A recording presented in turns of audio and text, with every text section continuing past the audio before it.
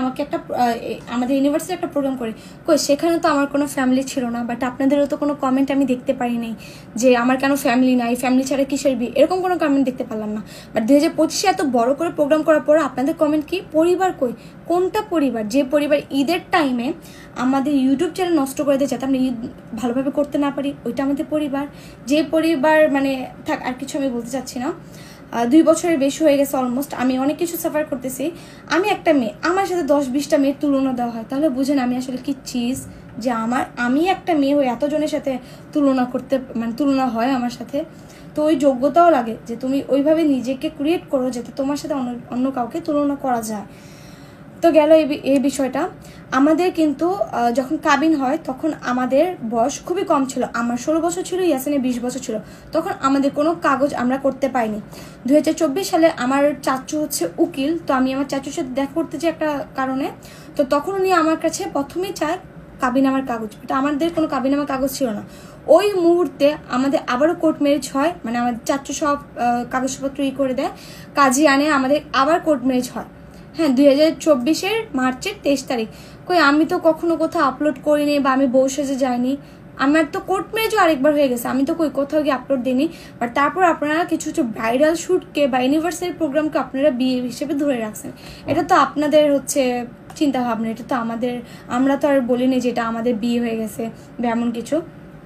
তো এইবারের প্রোগ্রামটা খুবই বড় করা হয়। 300 ফিটের সিক্রেট গার্ডেন হয়, যেখানে 150 থেকে 200 গাড়ি পার্কিং করার স্পেস আছে, আর 10 থেকে 15,000 মানুষের স্পেস আছে, যে ওখানে প্রোগ্রাম মানে লোকজন দাওয়াত দেওয়ার। বাট আমাদের লোকজন দাওয়াত দিয়ে আমরা 550 থেকে 600 মানুষের আয়োজন করি। বাট সেই দিন থেকে তো বৃষ্টি প্লাস ওই দিন রাত্রে এত পরিমাণ জ্যাম ছিল, অনেক অনেক অনেক আত্মীয় স্বজন আমাদের অর্ধেক এসে ঘুরে চলে গেছে 3-4 ঘন্টা। অনেকে তো বসে আমি 6 ঘন্টা আমি গাড়িতে বসে আছি, আমরা পারছি না আমরা রিসেপশনে আসবো, বাট রিসেপশনে এত বৃষ্টি সেখানে আসতে পারলো না, যার কারণে আমাদের রিসেপশনে যেহেতু আমাদের মন মতো হয়নি, তো আমরা এবার আবার নভেম্বরে রিসেপশনের ডেট ফালিয়েছি। তো এইটাকে আপনি নিয়ে নিয়েছেন কতবার প্রোগ্রাম করে। আমি যেহেতু ওই আগের ভিডিওগুলো যদি আমি এখনও আপলোড করি, আপনারা বসে থাকবেন আমি এখন আবার প্রোগ্রাম করছি সেম ওয়েতে। হ্যাঁ, তো আমার পরিবার অবশ্যই ছিল, ইয়াসিনেরও পরিবার ছিল বলতে ইয়াসিনের যে গ্রামের লোকজন তারা ছিল উপস্থিত। আপনারা ব্লগগুলো দেখলে বুঝতে পারবেন অনেক আননোন ফেস ছিল। আর যেহেতু আমার ফ্যামিলি কেউ ইউটিউবিং করে না, যার কারণে তারা হচ্ছে শো হয় না বা অতটা হচ্ছে ভিডিওতে তারা আসে না। আর ইয়াসিনের যে ফ্যামিলির কথা আপনারা বলছেন যে কেন ফ্যামিলি মানুষ নাই, বা অনেকে দেখলাম তুলনা করতেছেন যে কোটি টাকা দিয়ে বিয়ে করলে অত এনজয় করতে পারে না। আমরা এনজয় করতে পারছি, আমাদের আত্মীয় স্বজন ছিল, আমার পুরোটা পরিবার ছিল। হ্যাঁ, পুরোটা পরিবার ছিল আমার।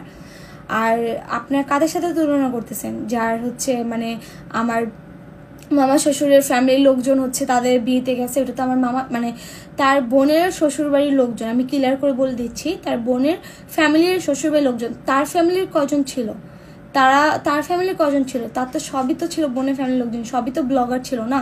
তো ওইভাবে তারা ব্লগ করছে বিধে আপনাদের মনে হয়েছে পুরো পরিবার ছিল। বাট আমার যদি আল্লাহ আমাকে কোনো বড় বোন বা ভাই দিত, তাহলে কিন্তু তাদের বিয়ে হলে তাদের ফ্যামিলির লোকজনকেও আমি দাওয়াত দিতে পারতাম। বাট তখন তো আপনারা বলতেন না যে এটা আমার ফ্যামিলি বা এটাই আমাদের পরিবার, পুরো পরিবার।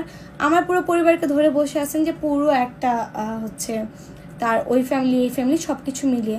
বাট আপনাদের এটাও, আপনারা যেহেতু এত বেশি বুঝেন, আপনাদের এতটুকু বোঝার অ্যাবিলিটি আছে যে ফ্যামিলি ঈদের টাইমে আমাদেরকে এরকম একটা অবস্থা, আমাদের ইউটিউব চ্যানেলটা সরাই ফেলছে, যে ফ্যামিলি মানে রাস্তায় ফালাই দিয়ে গেছে, যে আমাদের কোনো মানে আমরা কি খাচ্ছি না খাচ্ছি, আমাদের ইনকাম সোর্সটা এখন কি করব না করব, কিভাবে বেঁচে থাকবো, তার কোনো মানে খোঁজ খবর নেই। সেই ফ্যামিলিকে এখন আমরা সুখের সময় এখন আলহামদুলিল্লাহ আমাদেরকে কি দেয় নেই এখন টাইমে হচ্ছে রাখবো। আমি আপনাদেরকে আরেকটা কথা বলে রাখি, আমাদের যখন হচ্ছে ওই টিম থেকে আমরা বের হয়ে আসি, তখন আমাদের আবার ইনকাম সোর্সে যখন তারা হচ্ছে নিয়ে নেয় লাইক ইউটিউব চ্যানেলটা, তখন হচ্ছে আমরা যে বড় ভাইদের সাথে চলি তারা প্রত্যেকে বিজনেসম্যান, অ্যান্ড প্রত্যেকেরই বিজনেস আছে এক একটা।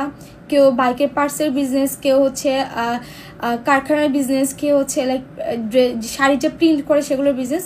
আপনারা ব্লগ আপলোড করলে সব ডিটেলস আপনারা জানতে পারবেন। তো তারা আমাদেরকে কোথাও আমরা ধরেন বাইরে ঘুরতে গেলাম এই আশেপাশে, আমাদের থেকে কখনোই না একটা টাকাও নেয় না, যে আমরা সবাই মিলে খাইছি এই সবাই একটু একটু করে দেয়, সবাই কিন্তু দিছে বিল, আমাদের থেকে না কখনো 1 টাকাও নেয়নি। এটাকে আমরা ভুলে যাব, আমাদের খারাপ সময় কারা পাশে ছিল, আমরা এগুলো কখনোই বলবো না।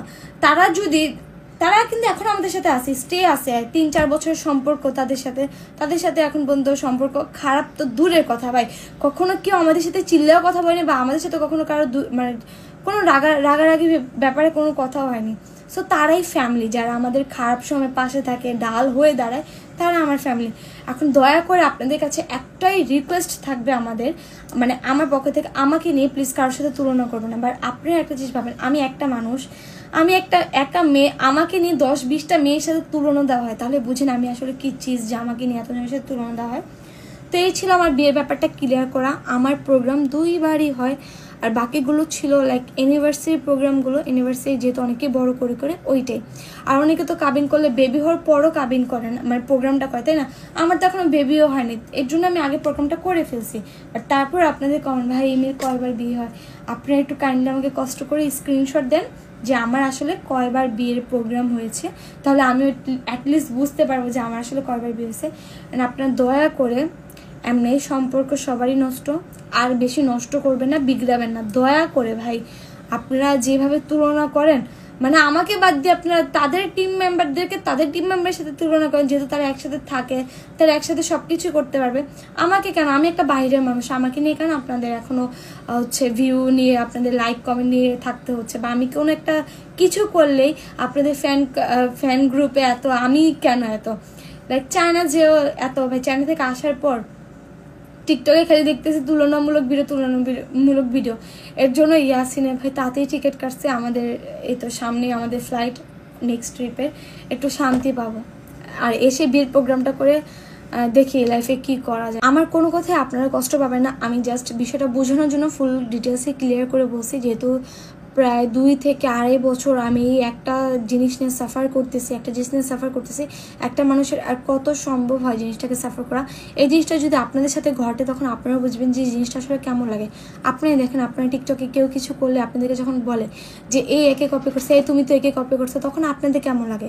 এই 1-2টা কমেন্টে আপনাদের এই অবস্থা, মানে কত খারাপ লাগে না? আর বুঝেন আমার সাথে তো সে কতদিন ধরে এমন হচ্ছে, তো আমার কি অবস্থা হচ্ছে, বা আমার মন মানসিকতা কিরকম হচ্ছে, আপনারা একবার বুঝে নেন। সো যাই হোক, আশা করি সবাই ক্লিয়ার হয়েছেন আর সবাই বুঝতে পারছেন। সো যাই হোক, ইনশাল্লাহ খুব সুন তো আমাদের রিসেপশন প্রোগ্রাম, প্লাস আমি আমার ব্লগগুলো দিব, তো আমাদের ব্লগের ডিটেলসে আপনারা সব কিছু জানতে পারবেন।